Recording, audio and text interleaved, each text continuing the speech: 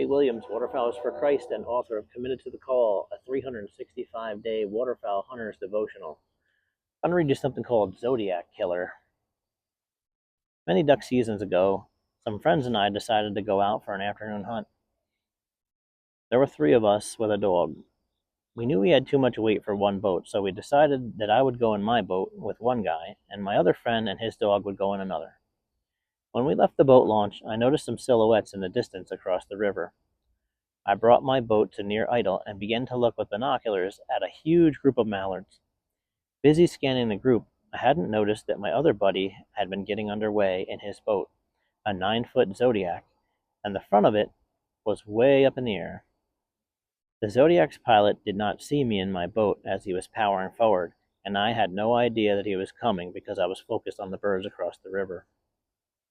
I'd wrongfully assumed that the guy next to me was keeping an eye on the other boat, and when I had put the binoculars down to look toward the launch, I saw that the Zodiac was right on top of us. I throttled my motor and tail-whipped my boat at the last second to avoid collision, but it was too late. The small vessel struck me in the shoulder as it drove over top of us. Thankfully, Zodiacs are inflatable boats, and though the bottom was fiberglass, I got hit with what would be the equivalent of an inner tube. The impact of it still spun me in my seat and was quite shocking. What happened that day taught me a lesson in life that I'll never forget. I learned that I really needed to pay attention at all times to all things and not depend on others. Before I knew Jesus, I woke up a minimum of 6 times a night.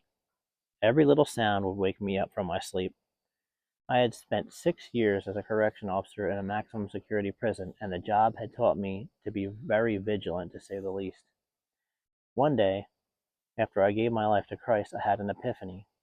While lying in bed, I thought, everything is in God's hands now, so I should not be concerned about what goes on while I'm sleeping.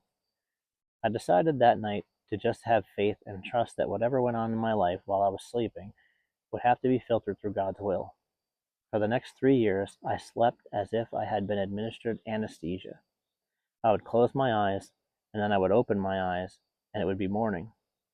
It was a rest unlike anything that I had ever experienced before, and it was like that every single night. Our earthly experiences can teach us some very bad traits. Not everything we learn in the physical applies to the spiritual.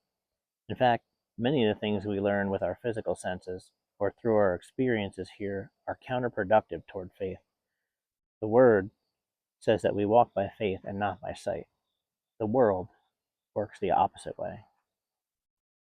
The verse that I put with this comes from Corinthians chapter 2, verse 14. The natural person does not accept the things of the Spirit of God, for they are folly to him, and he is not able to understand them, because they are spiritually discerned.